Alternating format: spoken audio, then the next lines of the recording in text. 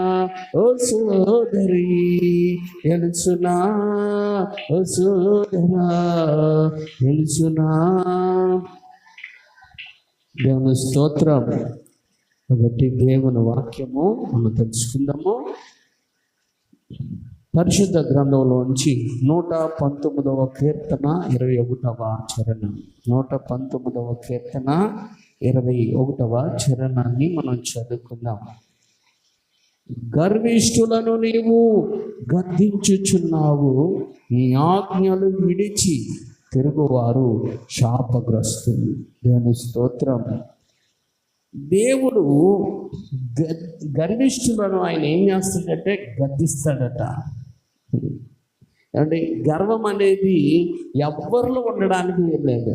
నాలో ఉండడానికి వీల్లేదు, మీలో ఉండడానికి వీల్లేదు, చిన్న పిల్లల్లో కూడా ఉండడానికి వీల్లేదు, ఎవరిలో ఉండడానికి వీల్లేదు. అంటే గర్వము ఏమండి ఉన్నవారు లోబడరు. గర్వం ఒకటి, చింత ఒకటి. అంటే గర్వం ఉన్న వారిలో వారు ఏమంటే వారికి వారే గొప్పవారు అనుకుంటారు. చింత ఉన్నవారు వారే ఏమంటే నశించిపోతూ ఉంటారు. వారు వారే ఏమైపోతారంటే చింత ఉన్నవారు వారే బలహీనలు అయిపోతారు. ఆ చింత వారిని తినేస్తూ ఉంటుంది అనమాట. అదొక అంటే భయంకరమైన రోగాల్లో ఒక రోగం ఏంటంటే చింత. భయంకరమైన రోగాల్లో ఒక రోగం ఏంటంటే గర్వము. ఇవి పెద్దగా ప్రమాదంగా ఉండవు, కానీ ఇవి చాలా ప్రమాదమైనవి అన్నమాట. ఏమంటే గర్వము, చింత. అంటే గర్వం ఉన్నవారు లోబడరట, చింత ఉన్నవారు సంతోషించలేరట. ఏంటండి గర్వం ఉన్నవారు లోబడరు, చింత ఉన్నవారు సంతోషించలేరు. ఏమంటే ఏదో భయము, ఆందోళన, దిగులు, రకరకాలన్నీ వారిలో కనబడుతూ ఉంటాయి అన్నమాట. అందుకే ఈ గర్వము, చింత ఏంటంటే గర్వము, చింత కోసం మనం చెప్పుకున్నాం. ఈ గర్వము, చింత కోడినాగు ఉన్నట్టు ఇంట్లో మన ఇల్లు, మన హృదయము ఒక ఇల్లు అయితే ఆ ఇంట్లో కోడినాగులు ఉంటే ఎలా ఉంటుంది? కోడినాగులు 2 నాగులు తిరుగుతున్నాయి, ఎలా ఉంటుంది? ఆహా తినేసి హ్యాపీగా గుండెల మీద చేసుకొని పడుకోగలరా? ఏమండి పడుకోగలరా? మరి గర్వము, చింత ఉంటే నువ్వు ఎలా సుఖించగలవు? నువ్వు ఎలా ఆనందించగలవు? నువ్వు ఎలా అభివృద్ధి చెందగలవు? దేవుని స్తోత్రం, హల్లెలూయా. కాబట్టి ఏమండి కొంతమందికి ఎన్నిసార్లు గద్దించినా వారు లోబడరు. గట్టిగా నేను మాట్లాడి మందిరానికి రావడం ఎలా కాదు, సమయానికి రావాలని ఎన్నిసార్లు చెప్పినా, ఒక పేరు చెప్పలేండి, ఒక వ్యక్తి ఉండేవాడు. ఆ వ్యక్తి ఎప్పుడు వచ్చేవాడు అంటే ఏమండి పాటలు అయిపోయిన తర్వాత వచ్చేవాడు, ఇలా ప్రసంగం మొదలెట్టినప్పుడు. ఎందుకంటే వారిని మనం టచ్ చెయ్యం. మళ్ళీ ఎప్పుడు వెళ్ళిపోతారంటే ప్రార్థన అని లాస్ట్ ప్రార్థన అన్నప్పటికి వెళ్ళిపోతారు. అంటే వాక్యం మొదలెట్టేటప్పటికి వస్తారు, ప్రార్థన అనేటప్పటికి వెళ్ళిపోతారు. ఇలాగా చాలా కాలం జరుగుతుంది. నేను గద్దిస్తూనే ఉన్నాను, వారు వినిపించుకుంటమే లేదు. అంటే ఏమొచ్చింది? గర్వం వచ్చింది. ఏమొచ్చింది? గర్వం వచ్చింది. కనుక ఎన్నిసార్లు గొంతెట్టుకొని మాట్లాడినా కదా ఏ రోజు కూడా రాలేదు, పాటలకి రాలేదు, చివరి ప్రార్థన అయిన తర్వాత ప్రార్థన చేసుకొని వెళ్ళలేదు. ఇలాగా నేను గమనించలేదు. దేవుడు ఇలాగే మాట్లాడిస్తున్నాడు. అత్తమాను ఎలా మాట్లాడుతున్నాడు అని నాకే చిరాకు వచ్చింది. కానీ ఒకనొక టైంకి దేవుడు అన్నాడు, ఒరే నీకు అర్థం అవుతుందిలే, నీకు తెలియట్లేదు అన్నాడు. కానీ ఒక సమయం వచ్చినప్పుడు ఆ వ్యక్తి అన్నాడు, 3 సంవత్సరాలు బట్టి పాస్టర్ గారి మీద నాకు ఎంత కోపం ఉందన్నాడు. అంటే 3 సంవత్సరాలు కోపం పెట్టుకొని ఆ వ్యక్తి ప్రార్థన చేయించుకోకుండా నాతో మీట్ అవ్వకుండా వెళ్ళిపోతున్నాడు అనమాట. అర్థమవుతుంది మీకు? అంటే అతనిలో ఏముంది? కోపం ఎందుకు వచ్చింది? ఏదో గర్వం వచ్చింది అన్నమాట. కోపం. అందుకే కోపము దేవుడి నీతిని నెరవేర్చదు. అందుకే దేవుడి సన్నిధిలోకి వస్తే ఒకవేళ ఎవరైనా తప్పు చేసి క్షమించాయి, ఏమండి, లేకపోతే క్షమాపణ కోరుకో. అందుకే నీ అర్పణ అక్కడే వదిలేసి వెళ్ళి క్షమాపణ కోరేసుకో అంటాడు ప్రభు. ఎందుకంటే ప్రభు దగ్గర అంటే కోపముతో నిలిచి ఉండడానికి వీల్లేదు. చాలామందికి కోపం వస్తే అది పోదు, అలాగుంటుంది. అదేం క్రైస్తవులు, వాళ్ళు క్రైస్తవులు కాదు. కోపం వస్తే రావచ్చు, మంచిదే, కానీ ఆ కోపం ఏం చేయాలి? తర్వాత విడిచిపెట్టేయాలా. కోపము అంటే దేవుడు నీతిని నెరవేర్చదు. వాక్యం నీకు అర్థం అవ్వలేదు, వాక్యంలో నీకు వాళ్ళ బ్లెస్సింగ్ రాలేదు వాళ్ళకి. అదే నేను చెప్తున్నాను. ఇంతకీ చివరికి ఏం రాలేదు వాళ్ళకి? బ్లెస్సింగ్ రావాలంటే ఏముండాలి తెలుసా? లోపడము. బ్లెస్సింగ్ రావాలంటే ఏముండాలి తెలుసా అండి? చింత అనేది నీలో తొలగిపోవాలా. చింత ఉండగా బ్లెస్సింగ్ అనేది రాదు. ఎందుకంటే చింతిస్తున్న వారు దేవుడి మాట వినలేని వాళ్ళు, ఏమండి, లోబడలేని వారు గర్వంతో ఉన్నవారు అని మనం అర్థం చేసుకోవాలి. అందుకే గర్వహృదయులు అందరూ కూడా యెహోవాకు హేయులు. మళ్ళీ ఇంకో దగ్గర ఉంటుంది, గర్వహృదయులు అందరూ కూడా దేవునికి అసహ్యులట.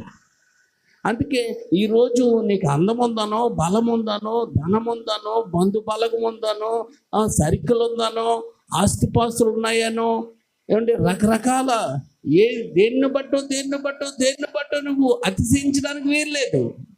ఇక్కడ ఎవ్వరు అతిశయించడానికి వీల్లేదు. సూర్యుడు సూరత్వాన్ని బట్టి, ఏమండి, రాజులు వారికి ఉన్న దాన్ని బట్టి, దేన్ని బట్టి కూడా అతిశయించకూడదు. ఒకడు ఉన్నాడు, వాడి పేరు మీకు తెలుసు. వాడు 60 లక్షల మంది యూదులను, ఎంతండి? లక్షలండి, వేలు కాదు, 60 లక్షల మంది యూదులను నరికి పడేసాడు. పడేసి, ఏమండి, గుడ్డోళ్ళు సొట్టోళ్ళు ఉంటారు కదా ఊర్లో, నడవలేని వాళ్ళు, వాళ్ళందరినీ ఒక దగ్గర తీసుకొచ్చి అందులో పెట్టేసి మీకు అయ్యెత్తాం అనగానే లేనోడు కూడా ఉన్నట్టుగా వెళ్ళిపోయాడు. అందుకే ఇప్పుడు దురాశ దుఃఖానికి చేయటం. లేనోడు కూడా నాకు నడువు నొప్పి ఉంది, కాలు నొప్పి ఉంది, చెయ్యి ఒక్కరు ఉంది, ముక్కు ఒక్కరు ఉంది అని వెళ్ళిపోయాడట. అందరినీ లోన పెట్టి ఎట్లా ఏం చేశాడని కాల్పించేసాడు. ఎందుకంటే మీరు ఇంటికి పనికిరారు, దేశానికి పనికిరారు, మీరు మాకు దండగానే చంపడేసాడు. అంత ఏమంటే క్రూరుడైనోడు. ఏం పేరాడు పేరు? ఎట్లా ఉన్నవాడు. రెండో ప్రపంచం ఆడవల్లే వచ్చింది. ఆ రెండో ప్రపంచం ఆడవల్ల వచ్చినప్పుడు ఏమంటే ప్రపంచం సైనికులు అందరూ చచ్చిపోతున్నారు. జర్మనీ సైనికులు అందరూ చచ్చిపోతున్నారు.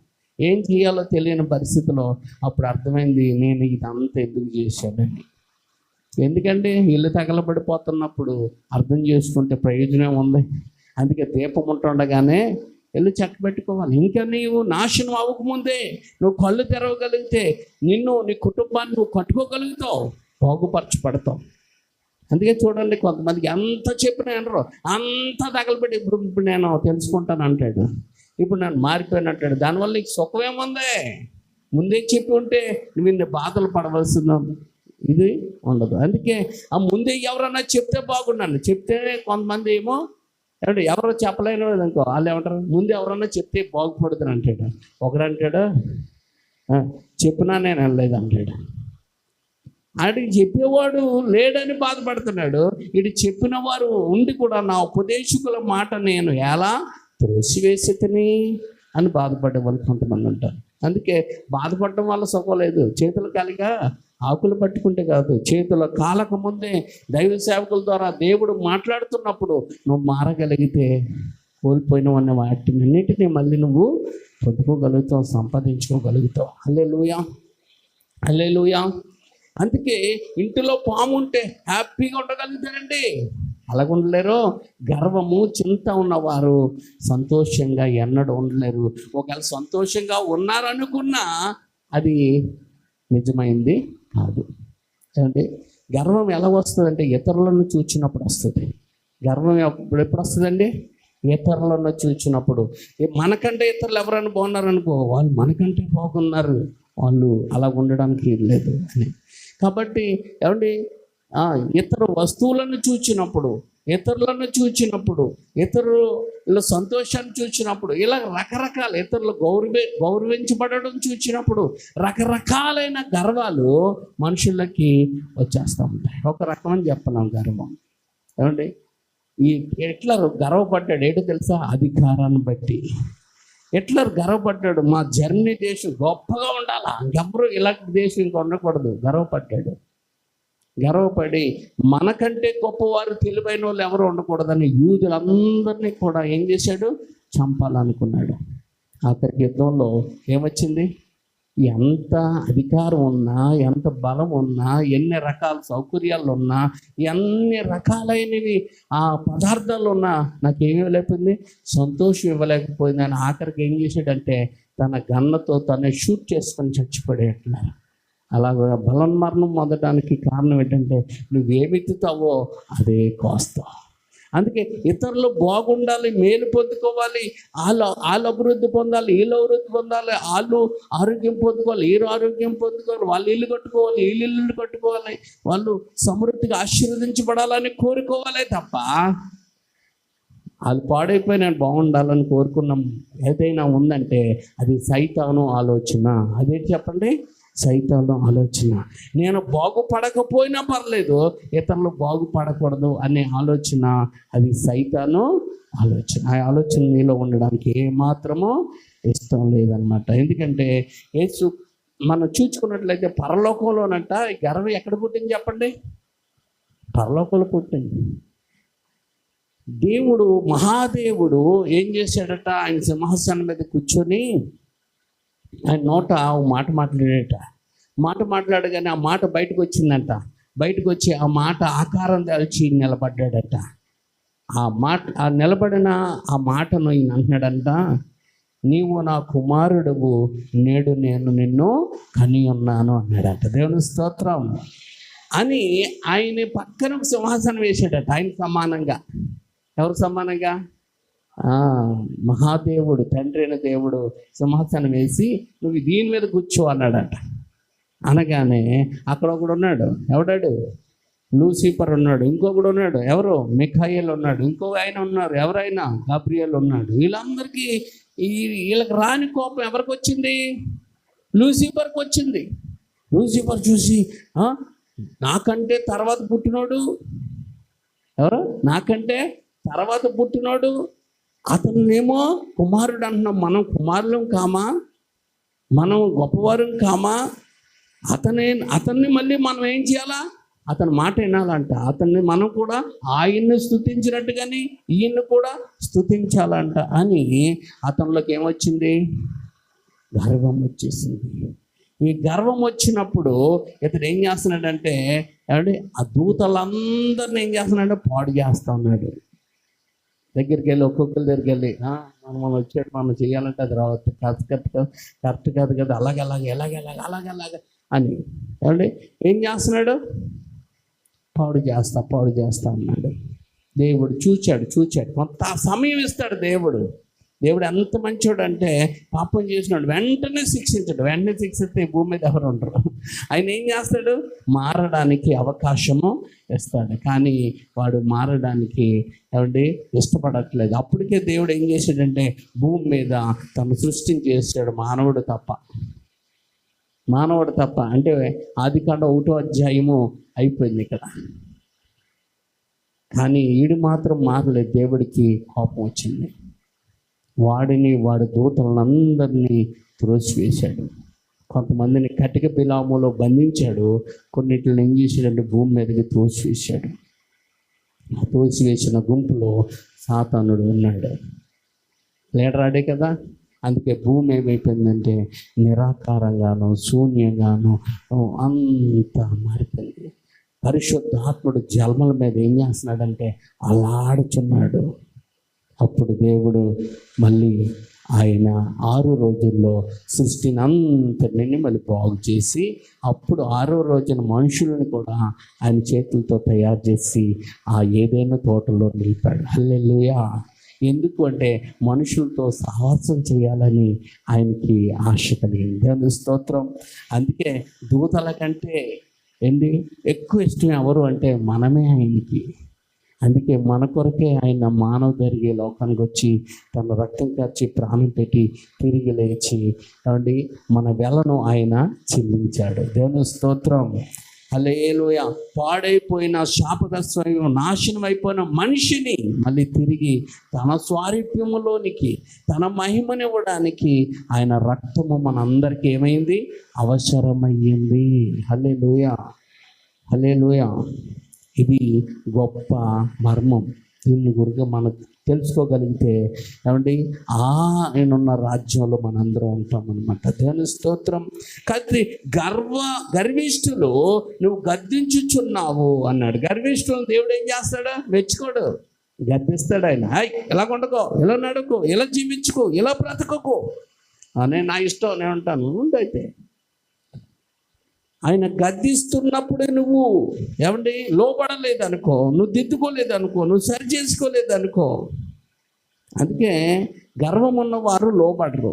మరి గర్వం ఉన్నవారు ఎలా బాగుపడతారండి అంటే మళ్ళీ ఆయన మాటను నమ్మగలిగితే, ఆయన గద్దింపునకు తిరగగలిగితే మళ్ళీ నీళ్ళకి ఏమొస్తుందంటే ఏమండి ప్రేమ, సాత్వికం, లోబడడం అనేది వస్తుంది. ఎందుకంటే ఆయన మాటలో ఏముందంటే శక్తి ఉందన్నమాట. హల్లెలూయా, హల్లెలూయా.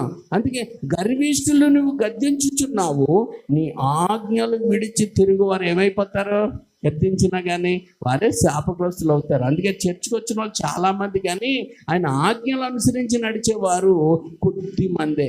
అందుకే కొద్దిమందే బాగుపరచబడుతున్నారు. చాలామంది వారి జీవితంలో పాడు, శాపం అనేదే కనబడతా ఉందన్నమాట. దేవుని స్తోత్రం, హల్లెలూయా. అందుకే గర్వం అనేది, చింత అనేది ఎవరిలో ఉంటుందో వారికి ఏముండదంటే మనశ్శాంతి ఉండదు. వారు ఏమైపోతారంటే బలహీనలు అయిపోతారు, రోగులు అయిపోతారు. వారు ఏమైపోతారంటే చనిపోతారు కూడా. ఏమైపోతారండి? ఎందుకంటే గర్వము లొంగనివ్వదు, గర్వము లొంగదు. కొన్ని చూడండి, పెద్దలు అంటారు మొక్కై వంగనది మోనై వంగునా అని. మొక్క వంగిపోతుంది, మోన వంగుతుందా? వంగదు. అందుకే మనము ఏమంటే మొక్కల్లాగా ఉండాలి, కానీ గర్వం విషయంలో మానవులాగా మనము ఉండకూడదు. మొక్కలా సులువుగా ఆయన చెప్తున్నప్పుడు సరే ప్రభువా నువ్వు చెప్పినట్లే ఉంటాను అని లోబడిపోవాలా. హల్లెలూయా, హల్లెలూయా. అందుకే మనం చూసుకున్నట్లయితే సామెతల గ్రంథం 16వ అధ్యాయం 18 వచ్చిన చూడండి. సామెతల గ్రంథము 16వ అధ్యాయం. అదిగో నాశనము నువ్వు అయిపోతున్నావు. గర్వము పెచ్చిరిగిపోయి నీ జీవితంలో తాండవాడుతుందంటే, స్పష్టంగా కనబడుతుందంటే, పెద్దల్ని కనబడట్లేదంటే, దేవుడు కనబడట్లేదంటే, దేవుడు మందిరం కనబడట్లేదంటే, మానవత్వం కనబడట్లేదంటే, ప్రేమ కనబడట్లేదంటే, నీలో భయంకరమైన గర్వము కనబడుతూ ఉందంటే నీకు నాశనం అయిపోయే రోజులు దగ్గర పడిపోయి అని అర్థం. అందుకే హిట్లర్లో భయంకరమైన గర్వం కనబడ్డది. అందుకే నాశనం అయిపోయాడు. ఏమండి? కాబట్టి ఇలా ఒక్కడే కాదు, ఎవరిలో అయితే భయంకరమైన నాశనము ఏమంటే గర్వం కనబడుతుందో వారు ఏమైపోతారు చెప్పండి? వారు నాశనం అయిపోతారు. అందుకే గర్వమునకు ముందు అమ్మా ఏం కనబడుతుంది? నాశనానికి ముందు నువ్వు నాశనము ఇంకా లేదు, బాగుంది, అంత పరిస్థితులన్నీ బాగున్నాయి, కానీ ఇప్పుడు నువ్వు మాట అంటలేదు. నువ్వు అది చేయగరావు అంటే అది చేస్తాను, ఇలాగ తినకాలంటే అది తింటాను, ఎలాగ జీవించకరా అంటే అలా జీవిస్తాను, ఇలాగా ఉండకురా బాబు అంటే అలాగ ఉంటాను, నా ఇష్టం అంటే నీ కష్టం నువ్వు అనుభవించవలసి వస్తుంది, నువ్వు శ్రమల్లోనికి వెళ్ళవలసి వస్తుంది అన్నమాట. ఒరే అది వేడి నీళ్ళు రా, అందులో చెయ్యట్టకంటే నేను ఎడతాను అన్నావు అనుకో, ఎడితే ఎవరికి కాలుతుంది?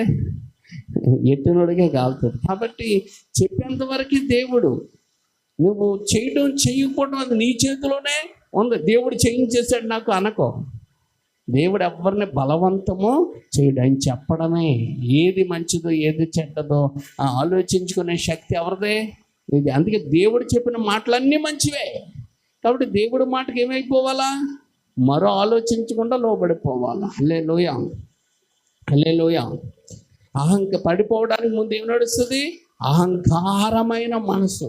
పడిపోతున్నావు అంటే అహంకారం కనపడుతుందంటే పడిపోతామని అర్థం. ఇంకా అందులో తిరిగేలేదు. దాన్ని దేవుడు మనకి ఏం చేసాడంటే సూచన ఇచ్చాడనమాట. అందుకే చూడండి, ఏమంటే మబ్బేసి గాలి వేస్తుందంటే ఏమవుతుంది? వర్షం వస్తుందని. మబ్బేసి ఏ గాలి వేయట్లేదు అనుకో, ఆ మబ్బు తేలిపోతుంది. ఆ వర్షం రాదని. అలాగే కొన్ని సూచనలు ఎలాగున్నాయో, నాశనానికి ముందు ఏం నడుస్తుంది? గర్వం. పడిపోవడానికి అహంకారమైన మనసు నడుస్తుంది. కాబట్టి 1 పేతురు పత్రిక 5వ అధ్యాయము 6-5 వచనాలు. 1 పేతురు పత్రిక 5వ అధ్యాయము 6 వచనం చదువుతాం, తర్వాత 5వ వచనం కూడా చదువుతాం.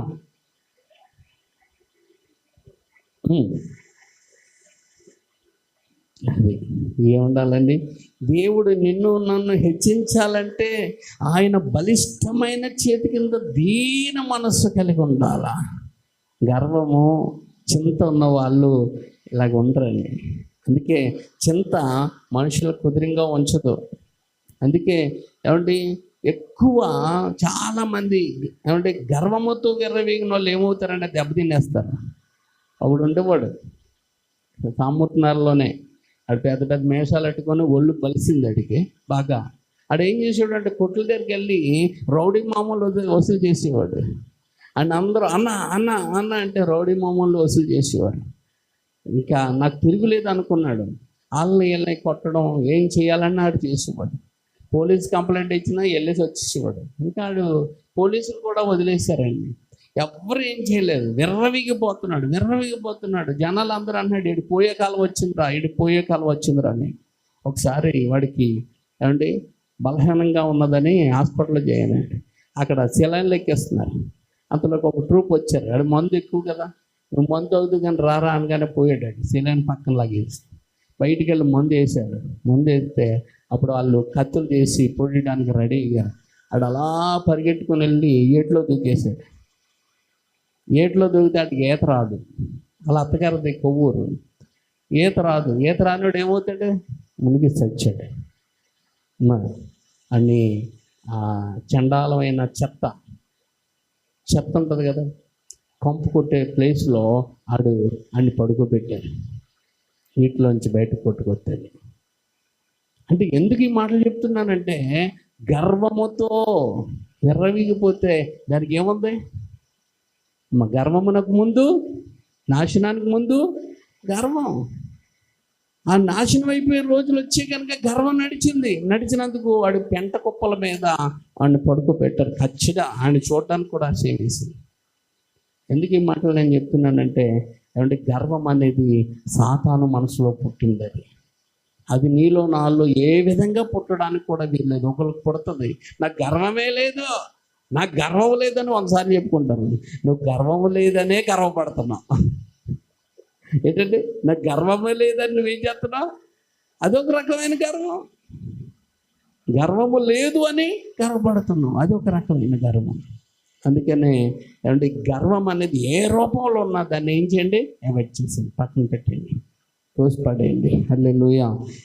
అంటే గర్వము పాము లాంటిది. అది కాటు వేయక మానదు. అందుకే దీవెనయ్య గారు భలే మాట్లాడతారు. ఇంటిలో పాముంటే భయపడకుందువా, ఇంటిలో పాపము దాచావుగా. ఇంటిలో పాముంటే భయపడకుందువా, హృదిలో పాపము దాచావుగా. ఎక్కడ? నువ్వు హృదయంలో పాపం పెట్టుకొని నువ్వు నిశ్చితగా ఎలా ఉండగలవు? దేవుని కార్యాలు ఎలా చూడగలవు? దేవుడు ఆశీర్వాదం ఎలా చూడగలవు? దేవుడు అద్భుతాలు ఎలా చూడగలవు? దేవుడు మేలు ఎలా పొందుకోగలవు? నువ్వేమనుకుంటున్నావు అంటే పొందేసుకుంటాను అంటున్నావు. గర్వం అనేది పాపం. గర్వం అనేది ఏంటి చెప్పండి? పాపం. చింత అనేది ఒక పాపం. ఎప్పుడు పాపం అవుతుందో తెలుసా? చింత అంటే నీకు వచ్చిన కష్టం, నష్టం, ఇరుకు, ఇబ్బందులు, బాధలు, శోధనలు, అవమానాలు, వేదనలు ఇవన్నీ చింతలే. ఇవి నీలో ఉన్నాయి. అవి ఎలా పోగొట్టుకోవాలో తెలియకపోతే అది పాపం కాదు. ఎలా పోగొట్టుకోవాలో తెలిసినా నువ్వు పోగొట్టుకోకపోతే అది పాపం. దోతున్నా మీకు? ఇంట్లో చెత్తను రావడం పాపం కాదు. ఇంట్లో చెత్తను తుడుచుకోకుండా ఉంచుకోవడం అనేదే రోత అన్నమాట కదా. ఇంట్లో చెత్త రావడం సామాన్యమే. అలాగా ఇవన్నీ మనల్ని చుట్టుముట్టినప్పుడు మార్గం తెలిసిన మార్గంలోనికి రాకపోవటం, ఆ మార్గాన్ని ఉపయోగించుకోకపోవటం, అదేంటో చెప్పండి? జ్వరం రావడం తప్పు కాదండి. జ్వరానికి ఇచ్చిన ట్యాబ్లెట్లు జ్వరాన్ని పోగొట్టుకోకుండా ఉంచుకుంటాం ఎవరు తప్పు? అది నీ తప్పు అవుతుంది. దాన్ని పోగొట్టుకునే మార్గం అన్నీ తెలిసినా దాన్ని జాగ్రత్తగా వాడగలిగి పోగొట్టుకుంటే అది నీకు మేలు అవుతుంది. దేవుని స్తోత్రం. లేకపోతే ఏమండి అది పోదు. అందుకే చింత పోవాలంటే పోదు. చింత పోవాలంటే చింత అంతటిని ఏం చేయాలంటే దేవుని మీద వేయాలి. చూడండి, పేతురు రాసిన మొదటి పత్రికలో 5వ అధ్యాయంలో 7వ వచనం చదవండి. ఆయన మిమ్మల్ని గూర్చి చింతించుచున్నాడు గనుక మీ చింత యావత్తు ఆయన మీద వేసి, అది వేసారో లేదో తెలియాలంటే ఎలా తెలుస్తుందంటే మీలో ధైర్యముగా ఉండాలా. ధైర్యంగా ఉంటున్నారంటే వేసారని అర్థం. ధైర్యంగా లేకుండా ఏమవుతుందో, ఎలా జరుగుతుందో, ఏమైపోతానో, ఎలాగుంటాయో పరిస్థితులు అని అంటున్నావంటే నిన్ను విచారం, నిన్ను విడిచిపోలేదు. వేసాను అనుకుంటున్నావు అంతే. నీలోనే ఉన్నది అది. అర్థమవుతుందా? ఒకడు పెద్ద మూట నెత్తి మీద పెట్టుకుని వెళ్తున్నాడట. అమ్మా పెద్ద మూటను నెత్తి మీద పెట్టుకుని వెళ్తుంటే అలాగ ఒక ట్రక్ కూడా వెళ్తున్నాడట. ఆ ట్రక్ కూడా చూసి అయ్యి బాబు పాపం మోసుకొని వెళ్ళకపోతున్నాడు, నేను ఆ దారిని వెళ్తున్నాను కనుక అని అడిగాడట. బాబు ఎక్కడికి వెళ్తావంటే పలానా చోట, అక్కడే దింపేయచ్చు అని. సరే ఎక్కువ అన్నాడట. ఎక్కాడట. ఎక్కి ఏం చేశాడట, అమ్మా ఎక్కిన తర్వాత ఈయన నడుపుతున్నాడట. ఫోన్లో ఒకటి లిఫ్ట్ ఇచ్చాం, సహాయం చేస్తాం మంచిది అనుకుని అన్నాడట. ఏట్రా ఇలాంటి చక్కగా సంతోషం కూర్చోవలసినాడు గుగురుస్తున్నాడట. వెనక్కి తిరిగి చూస్తే మోటార్ నెత్తి మీద కూర్చున్నాడట. ఏటమ్మా మోటార్ నెత్తి మీద కూర్చున్నాడట. ఏవయ్యా నెత్తి మీద కూర్చున్నా అంటే కారుకి బరువు ఎక్కువైపోతుందని నా నెత్తి మీద పెట్టుకున్నాడట. కొంతమంది చింత యావత్తు ఆయన మీద ఏంటంటే ఆయన బరువు అయిపోతుందంటే అందరు ప్రజలు వేసేస్తున్నారు కదా, నేను వేసేస్తే ఇంకెక్కువ అయిపోతుందని వేయట్లేదు అన్నట్టు అన్నమాట. ఇవన్నీ పిచ్చి మాటలు, ఇవన్నీ తింగర మాటలు అన్నమాట. కాబట్టి ఏమండి మన చింత యావత్తు ఆయన మీద వేయండి అంటే మన వాళ్ళు ఏం చేస్తూ ఉంటారు, ఇంకా లోన్ ఎట్టుకొని ఉంటూ ఉంటారు. అంటే ఆయన మాటను ఏం చేయట్లేదు, నమ్మటం లేదు. ఆయన మాటను నమ్మకపోవటమే, ఆయన మాటను తృణీకరించడమే పాపము. అందుకే వారి విడుదల ఉండదు. వారికి ఏముండదు, విడుదల ఉండదు. ఎంత ఏడు నీకు విడుదల అనేది రాదు, నీకు మనశ్శాంతి అనేది రాదు, నీకు స్వస్థత అనేదే రాదు. ఎందుకు రాదు అంటే చెప్పేదోటి చేసేదోటి. అలాగున్న వారికి దేవుడి కార్యాలు చూడలేము. అందుకే ఏమీ తెలియలేని ఎరుబాబులు అయిన వాళ్ళే టక్కుమని నమ్మేసుకుంటూ వాళ్ళ జీవితంలో గొప్ప గొప్ప కార్యాలు జరిగిపోతుంటే అన్నీ తెలుసన్న క్రైస్తవుల జీవితాల్లో కార్యాలు ఆగిపోవటానికి కారణం ఇవి చాలా సున్నితముగా ఉన్నట్టు కనపడుతున్న భయంకరమైన అవరోధాలు, భయంకరమైన శత్రువులు, భయంకరమైన నాశనము కలుగు చేసుకునేవి. చిన్నగా కనపడతాయి, అసలు ఉన్నట్టే కనపడవు ఇవి. పైకి అందరూ బాగున్నట్టే ఉంటాం, లోన ఎంత వేదన, దుఃఖం, బాధ, అన్నీ ఉంటాయి. కానీ అవి కనపడతాయా? కనపడవు. ఎవరికి చెప్పుకోరు కదా ఎవరికైనా. కానీ అవన్నీ ఎవరికి కనపడతాయి? దేవుడికి కనపడుతుంటాయి. ఆయనేమో నా మీద వేసేసి అవన్నీ వదిలిపెట్టండిరా అంటే లేదు ఆ లోనే పెట్టుకుంటామంటే ఎక్కడవుతుంది? అవదు. అందుకే దేవుడు ఏమన్నాడు అక్కడ, ఏమంటే వాక్యం ఏం చెప్తుంది అక్కడ? 1వ పేతురు పత్రిక 5వ అధ్యాయం 7వ వచనంలో ఆయన నీ గురించి నా గురించి చింతిస్తున్నాడట. బాధపడుతున్నాడు. నా బిడ్డలు ఇలా ఉండకూడదు, నా బిడ్డలు ఆశీర్వాదంగా ఉండాలి, నా బిడ్డలు ఆరోగ్యంగా ఉండాలి, నా బిడ్డలు గొప్పగా నా కొరకు సాక్షులుగా ఉండాలా అనేమో ఆయన గొప్పగా నీ కోసం నా కోసం ఆలోచిస్తుంటే నువ్వేమో అన్ని జనుల మధ్య అపహాసం చేసేవా. అంటే అన్ని జనుల మధ్య నీ దేవుడు ఏం చేశాడు అన్నట్టుగా సామెతకు ఆస్పదంగా దేవుడిని ఏం చేస్తున్నారు? అవమానపరుస్తున్నారు. మన దేవుడు మామూలు దేవుడు ఏంటండి? సర్వశక్తి కలిగిన దేవుడు, జీవము గల దేవుడు, చూచుచున్న దేవుడు, ఆదరించు దేవుడు, తోడుగా ఉన్న దేవుడు. అయినా ఏమి నీ జీవితంలో చేయలేకపోతున్నాడు అంటే దానికి కారణం ఏంటంటే నువ్వే. దేవుళ్ళు ఏది లేదు తప్ప. ఆయన మంచి దేవుడు. నీవే నీ జీవితంలో నీకు తెలియకుండానే నువ్వు అడ్డంకులు అవరోధాలు చేసుకుంటం వల్ల ఆశీర్వదించబడలేకపోతున్నావు. మార్పు చెందాలి. అందుకే ఇప్పటికైనా మనం ఏం చేయాలంటే మన మనస్సు మారి రూపాంతరంగా చెందాలి. దేవుని స్తోత్రం. మిమ్మల్ని మీరు దేవునికి అప్పగించుకోండి. మీ చేతుల్లో పెట్టేసుకుంటున్నారు మీ జీవితం మీ చేతుల్లో పెట్టుకుంటం వల్ల నా జీవితం నా ఇష్టం అంటున్నావు. అందుకే ఎంత గద్దించినా ఎంత చెప్పినా నువ్వు మారకపోవడానికి కారణం ఏంటంటే నా జీవితం ఇది నా ఇష్టం అనుకుంటున్నావు. అందుకే నీ కష్టాలు నువ్వే భరించవలసి వస్తుంది. దేవుడు పూనుకోవట్లేదు. కానీ నీ జీవితాన్ని దేవుడి చేతిలో పెట్టగలిగితే నీ మారా జీవితము, నీ నాశనం అయిపోయిన జీవితము, నీ పాడైపోయిన నీ జీవితము, లెక్కలేని జీవితం, గౌరవం లేని నీ జీవితం, అపహాసం చేయబడుతున్న నీ జీవితం ఎలా మారిపోతుంది తెలుసా? మధురముగా మార్చబడుతుంది. హల్లెలూయా, హల్లెలూయా. రోమీయులకు రాసిన పత్రిక 12వ అధ్యాయము 1-2 వచనాలు. కాబట్టి సహోదరులారా,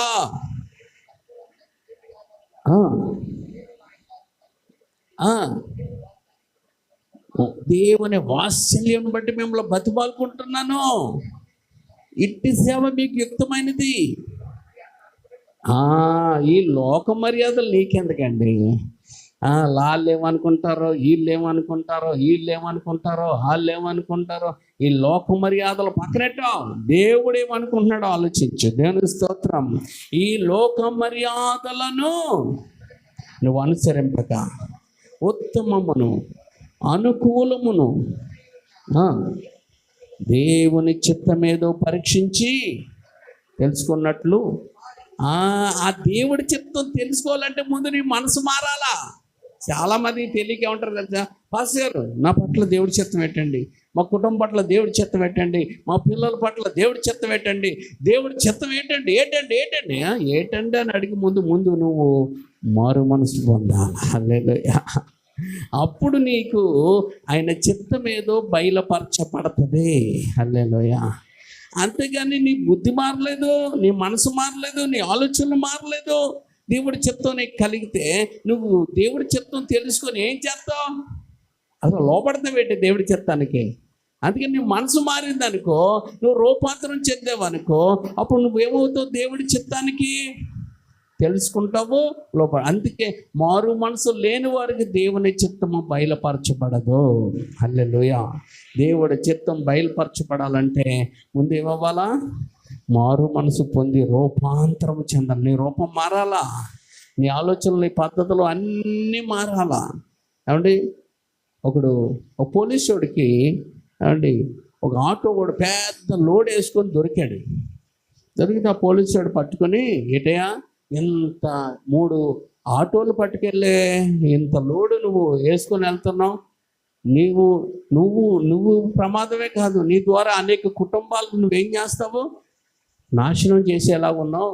యాక్సిడెంట్ ఏదైనా అయితే కాబట్టి నీకు లైసెన్స్ ఉందా అన్నాడు. లేదండి అన్నాడు. మరి ఎవరికి ఉందా లైసెన్స్? మా నాన్నకు ఉందా లైసెన్స్ అన్నాడు. అడిగి నాన్నకు ఉందంటే లైసెన్స్ అడిగి లేదట. ఏమండి, ఆడు ఎలాగున్నాడంటే ఈ గడ్డం అంతా ఎలా పెట్టుకున్నాడు, చిరిగిపోయి ప్యాంట్లు వేసుకున్నాడు. అప్పుడు వాళ్ళ నాన్న రప్పించాడు. ఏవయ్యా ఇంత ఇలా గట్టుకుని వెళ్తున్నావు, నీకు లైసెన్స్ ఉందంటే ఉందండి అన్నాడు. నీకు ఎంత సీనియర్టీ అంటే 20 సంవత్సరాలు సీనియర్టీ అయితే ఆ సీనియర్టీ నీకోదు, కానీ నీ కొడుకు లేదు కదా. నీ కొడుకు యాక్సిడెంట్ చేస్తే ఎంతో అన్యం పుణ్యం తెలియని వాళ్ళు అనేక మంది చచ్చిపోతారు కదా. మరి ఎలాగెందుకు చేసావు అంటే ఈసారి క్షమించండి అన్నాడు. ఈసారి క్షమించేయాలంటే అది కుదరదు, నీ లైసెన్స్ అంతటి నేను ఏం చేస్తున్నాను, క్యాన్సిల్ చేసేస్తున్నాను, నీ ఆటోని సీల్ చేసేస్తున్నాను అని చెప్పాడు. ఎంత బతిలాడా అతను వదలలేదు. అప్పుడు అతను చెప్తూ ఒక మాట చెప్పాడు, ఇగో నీ కొడుకు ఇలాగ ఉన్నాడంటే ఈయన ఇలాగే చేస్తే వీడు భయంకరమైన నీకు వేదనని దుఃఖాన్ని తీసుకొస్తాడు. ఎందుకంటే వీడు వాటాన్ని బట్టి వీడు ఏమవుతాడని చెప్పేస్తాను అన్నాడు. ఏమన్నాడు? వీడు వాటం బాగలేదు, వీడు వాటాన్ని బట్టి వీడు ఏమవుతాడో నేను చెప్తున్నాను, నీకు దుఃఖమే తీసుకొస్తాడని. అందుకే మనం కూడా దేవుడి సన్నిధికి వచ్చిన వాళ్ళు మన వాటాలు కూడా మారాలా, మన పద్ధతులు మారాలి, గౌరవపదంగా ఉండాలా.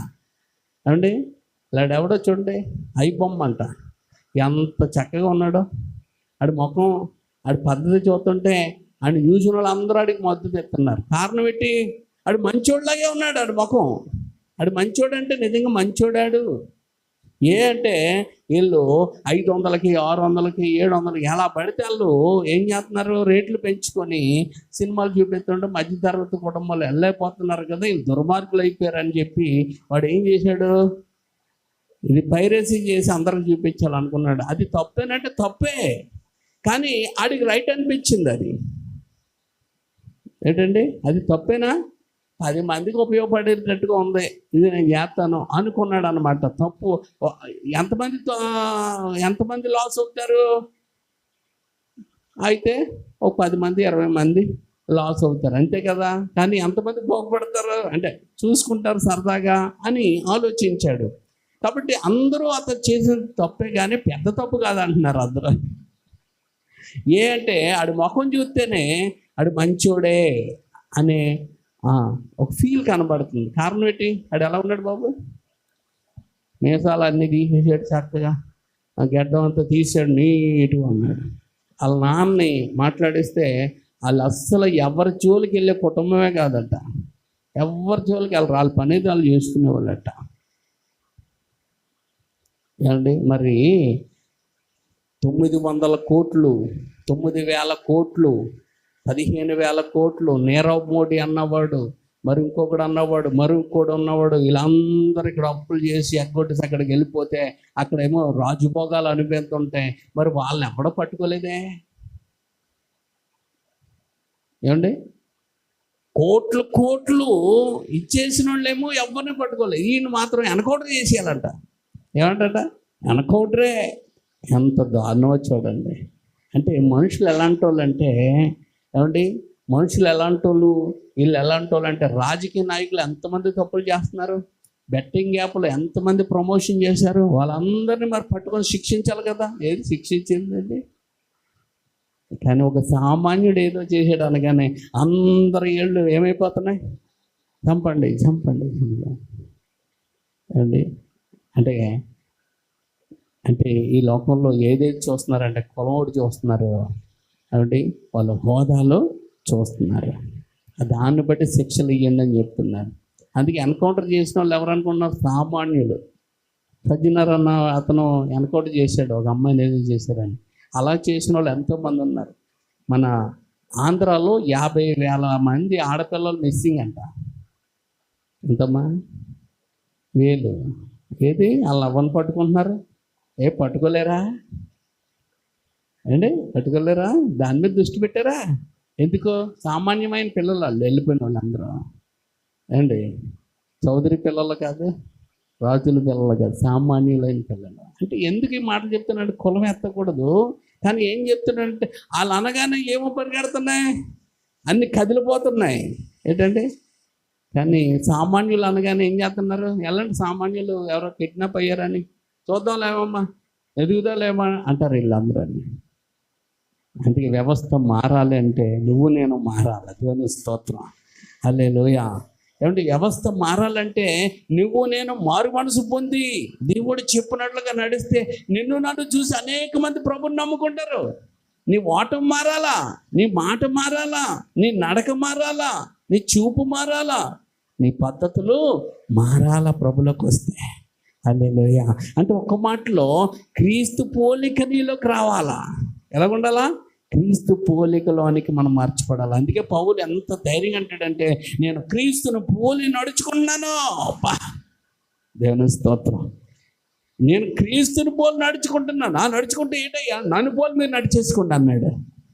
మనం ఎవరిని పోలి నడుచుకోవాలా? పౌలు గారిని బట్టి నడుచుకోవాలా, క్రీస్తుని బట్టి నడుచుకోవాలా? మరి పౌలు గారిని నన్ను పోలి నడిచేసుకోండి అంటాడే. ఆయన నడక, ఆయన ప్రవర్తన, ఆయన పద్ధతి అంత ఎలాగుందంటే ప్రభువును నడిచినట్టుగా ఉన్నది. అంతేగాని ప్రభువు నడిచినట్టు అంటే ఎంత జుట్టు పెట్టేసుకొని అంగీ వేసుకొని ఉన్నాడు ఒక ఆయన, ఏం చేస్తున్నారు? ఏటకారం నాటకాలు కాదు, నటన కాదు, మరేముండాలా? రియాలిటీ. దేవుని స్తోత్రం. యేసు ప్రేమ ఉండాలా, యేసు కరుణ ఉండాలా, యేసు కలిగిన ఆశ ఉండాలా, యేసు బ్రతికినా బ్రతికుండాల. హల్లెలూయా, హల్లెలూయా, హల్లెలూయా. అందుకే మన బ్రతుకుని ఏం చేయాలంటే దేవునికి అంకితం చేయాలి. ఏం చేయాలమ్మా? దేవునికి అంకితం చేస్తేనే నువ్వు బాగుపడతావు. నీ జీవితం నీ చేతుల్లో పెట్టుకుంటే ఎన్నడూ ఆశీర్వదించబడవు. నీ జీవితాన్ని దేవుని చేతిలో పెట్టాలి. హల్లెలూయా, హల్లెలూయా. అందుకే చాలామందికి కష్టాలు ఉన్నాయి, నష్టాలు ఉన్నాయి, ఇరుకులు ఉన్నాయి, ఇబ్బందులు ఉన్నాయి, అవమానాలు ఉన్నాయి. ఏమండి చాలామందికి అంటే దోషణలు ఉన్నాయి. అన్నీ నీ మీద పెట్టుకొని నీళ్ళు పెట్టుకొని ఆలోచించుకుంటే మోర ఎక్కువ చేయలేవు, మోరడు తక్కువ చేయలేవు. మరేమవుతుంది? నరాలు చెట్లు పోయి పెరాలసిస్ ఏదో వచ్చేసి ఏమండి అయిపోతాం. ఏమండి కానీ దేవునికి మనం అప్పగించుకొని దేవుని మీద వేసి దేవుణ్ణి ఆరాధించి ప్రార్థించగలిగితే, అందుకే దేవునితో సహవాసం చేసే వాళ్ళకి ఏమొస్తుందంటే జ్ఞానం వస్తుంది. దేవుడితో సహవాసం చేసే వాళ్ళకి బుద్ధి వస్తుంది. దేవుడితో సహవాసం చేసిన వాళ్ళకి ఆశీర్వాదం, అభివృద్ధి, సంతోషం కలుగుతాయి. హల్లెలూయా. దెయ్యంతో మరి స్నేహాలు చేస్తే అన్నీ ఏమొస్తాయి? అన్ని కీడులే, నాశనాలే, ఏమంటే బాధలే, రోగాలే వస్తాయి. హల్లెలూయా. అందుకే ఒకవేళ దేవుడు ఉండి నీకు ఏది వచ్చినా కూడా అందులో నీకు మళ్ళీ సహాయము దేవుడే చేస్తాడు. దేవుడు వచ్చిన వాళ్ళకి కూడా, దేవుడు ఉన్న వాళ్ళకి కూడా కొన్ని ఉన్నాయి శోధనలు వస్తాయి. అవి ఎందుకంటే నేను పాడు చేయడానికి కాదు, నేను సాక్షిగా నిలబెట్టడానికి, నిన్ను మరొక అంతస్తులోనికి తీసుకువెళ్ళడానికి వస్తాయి. హల్లెలూయా. బాగా అర్థం చేసుకోండి. అందుకే సామెతల గ్రంథము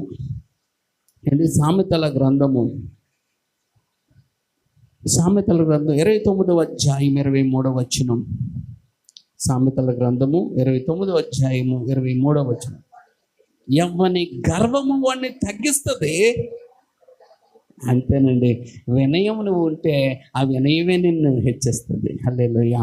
గర్వము నిన్ను తగ్గిస్తే వినయము నిన్ను హెచ్చిస్తుంది. అందుకే వినయము గల మనుషుల్ని దేవుడు ఆశీర్వదిస్తాడు. వినయం కావాలి అంటే వినయం కలిగిన వాళ్ళు దేవుడు ఏం చేస్తాడు? స్టీవెన్సన్ అందుకో పాట రాసుకున్నాడు. వినయము గల మనుషులను వర్ధిల్లా చేసేదవు, గర్విష్ఠుల గర్వమునచి గద్దె నుండి దించెదవు. వినయము గల మనుషులను వర్ధిల్లా చేసేదవు, గర్విష్ఠుల గర్వమునచి గద్దె నుండి దించెదవు. నాదు ఆశ్రయ దుర్గమా నీ వారని. దేవుని స్తోత్రం. అంటే వినయము గల మనుషుల్ని దేవుడు ఏం చేస్తాడు? గర్విష్ఠులు ఏం చేస్తాడు? ఉన్న పొజిషన్లో జాంతట పీకేసి కింద ఎడతాడు. ఎందుకంటే గర్వంతో విరవీగుతున్నాడు కనుక. అందుకే సాతానుడు గర్వంతో విరవీగినోడు ఆ పోస్టులోంచి పీకేసి ఏం చేశాడు? కింద పెట్టాడు. ఇప్పుడు దెయ్యమై తిరుగుతున్నాడు ఆడు. అపవాది, దుష్టుడు ఆడు. అందుకే వాడిని అనుసరించిన వాళ్ళందరూ దుష్టులుగా మారారు, వాళ్ళని అనుసరించిన వాళ్ళందరూ దెయ్యాలుగా మారారు. అందుకే దేవుణ్ణి అనుసరించిన వాళ్ళు దైవ సంభూతులుగా మార్చబడతారు, దెయ్యాన్ని అనుసరించే వారు దెయ్యాలుగా మార్చబడతారు. అర్థమవుతుంది మీకు? దేవుని స్తోత్రం. హల్లెలూయా.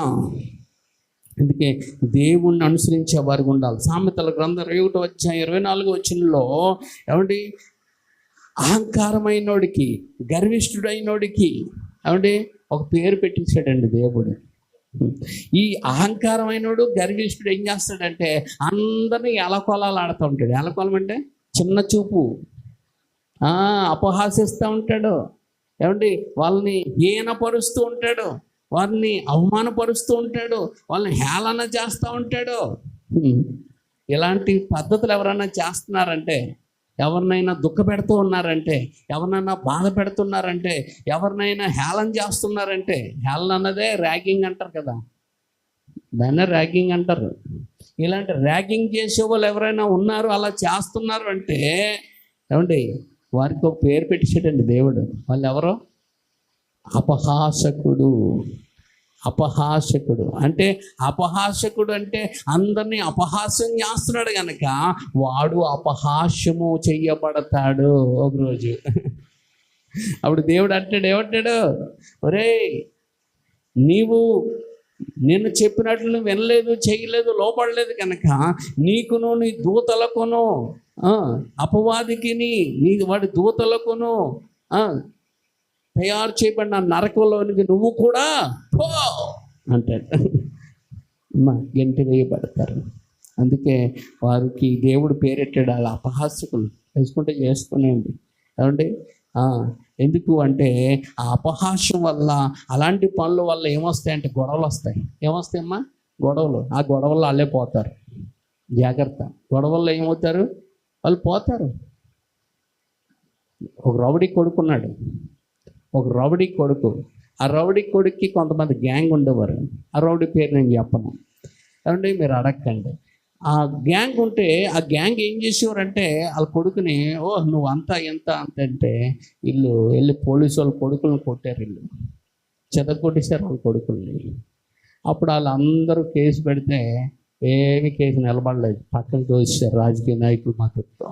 ఏం చేస్తారు పోలీసు వాళ్ళు అయినప్పటికీ? లబో దిబోని ఏడ్చారు. ఏడ్చి సమయం చూశారు. సమయం చూసుకున్నాడు. ఒకడు వాళ్ళతో గొడవ వచ్చింది, ఆడు వెళ్ళి ఆడిని వేసాడు. పోలీసులు ఏమేం పట్టించుకోలేదు. ఎందుకు ఏమండి? కాబట్టి ఒక టైం వస్తుంది విర్రవీగినోడికి. ఆ టైంలో ఏమైపోతాడు? ఆడి పాపనా లేకపోతారు. స్తోత్రం. ఎందుకంటే పాపము ఎవరిని ఏం చేయదు, విడిచిపెట్టదు. పాపం మనుషుల్ని ఏం చేస్తుంది తెలుసా? పట్టుకుంటుంది. పాపం పాము లాంటిది, కాటేయక మానదు. అందుకే దాన్ని హిందువులు ఏమంటారంటే కర్మ. ఎవడ కర్మకి వాడే బాధ్యుడవుతాడు. ఇది బైబిల్ చెప్తున్న సత్యమే. దేవుని స్తోత్రం. హల్లెలూయా, హల్లెలూయా. అందుకే సామెతల గ్రంథం 13:10 చూడండి. గర్వం వల్ల ఏం కలుగుతుందండి?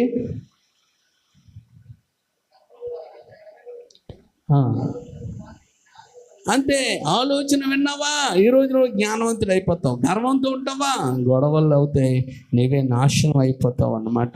అందుకే యోబు గ్రంథం 35:12 యోబు గ్రంథం 35:12 గర్వము ప్రార్థనకు, గర్వం ఉండి ప్రార్థన చేస్తే ఆ ప్రార్థనకు జవాబులు రావండి. దేవుడు వాటికి జవాబులు ఇవ్వడు. అందుకే గర్వం అనేది నువ్వు విడిచిపెట్టే.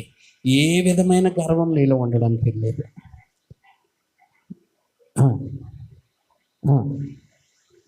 అది ప్రార్థన చేసేవాళ్ళు బోల్డ్ మంది ఉన్నారండి, కానీ ప్రార్థనకి ఫలితాలు రావట్లేదు. దానికి కారణం ఏంటో తెలుసా? ఏదో విధమైన గర్వము నీ ప్రార్థనకి ఏమైపోతుంది? అడ్డుబండ అయిపోతుంది. ఏదో విధమైన గర్వము, ఏదో విధమైన చింతలు నీ ప్రార్థనకి ఏమైపోతున్నాయి? అడ్డుబండ్లు అయిపోతున్నాయి. దాన్ని దేవుడు ఏమన్నాడు? దోషములు అన్నాడు. ఆ దోషాలను తీసుకోకుండా నువ్వు ఎన్ని ప్రార్థనలు చేసినా, ఎన్ని ఉపవాసాలు ఉన్నా మనకి ఏమంటే కార్యములు జరగవు. దేవుని స్తోత్రం. అందుకే ఈరోజు 2 విషయాలు చెప్తున్నాను. ఒకటి గర్వము, 2 చింత. గర్వము నిన్ను ఏమంటే లోబడకుండా, దేవుని మాటలకు లోబడకుండా నిన్ను మార్చి నాశనం తీసుకెళ్ళిపోతే, చింత నిన్ను కృంగదీసి నిన్ను ఏం చేస్తుందంటే మరణానికి తీసుకెళ్ళిపోతుంది. ఎందులో తీసుకెళ్తుంది? మరణానికి. చింత నిన్ను చితికి చేరుస్తుంది. చితికంటే మరణానికి తీసుకెళ్తుంది అన్నమాట. అందుకే ఈ గర్వం అనేది, ఈ చింత అనేది భయంకరమైన సర్పములు. ఈ భయంకరమైన సర్పాలు నీలో పెట్టుకుంటే గనక నీకు దీవెన, ఆశీర్వాదం, ఆరోగ్యం అనేది ఉండవు. అందుకే చాలామంది ఆరోగ్యం లేదు. ఎందుకంటే బెంగండి. ఏమిటి? మా పిల్లల కోసం బెంగండి, మా అబ్బాయి కోసం బెంగండి, మా ఇంట్లో వాళ్ళ కోసం బెంగండి, మా వాళ్ళు కోసం ఏంటి బెంగ? నువ్వు బెంగెట్టుకుంటే ఏమవుతుంది? రోగం వస్తుంది. బెంగ కాదు. అవన్నీ పక్కన పెట్టి దేవుని మీద ఆధారపడండి. దేవుని స్తోత్రం. దేవుణ్ణి పడి ఏడవండి, దేవుడి దగ్గర మొరపెట్టండి, దేవుడిని స్తుతించండి, దేవుడిని ఘనపరచండి, దేవుడికి ఇష్టమైన పనులు చేస్తూ ఉండండి. అంతే. ఆశీర్వాదాలు ఎలాగో రాకుండా ఉంటాయో చూడండి. రాకుండా ఉండి పరిగెట్టుకొని వచ్చేస్తూ ఉంటాయి. దేవుని స్తోత్రం. హల్లెలూయా. ఇంట్లో బెల్లం ఉందనుకోండి, చీమలు ఈగలు ఎలాగొచ్చేస్తాయో, నీ ఇంట్లో దేవుడికి అనుకూలమైన భక్తి నువ్వు చేస్తే ఆశీర్వాదాలన్నీ అయ్యే పరిగెట్టుకుని వచ్చేస్తూ ఉంటాయి. నీ ఇంటికి నీ తలుపు తడుతూ ఉంటాయి ఆశీర్వాదాలు, దీవెనలు, ఆరోగ్యం, మేలు, జ్ఞానము, అబ్బా ఆ ఘనత, అన్నీ గౌరవ ప్రతిష్టలు నీకు దేవుడు ఇస్తాడు. హల్లెలూయా, హల్లెలూయా. ఎంత గొప్ప దేవుడు అండి మన దేవుడు కదా. కీర్తనలు యోబు గ్రంథం 36:9 చూడండి. యోబు గ్రంథం 36:9.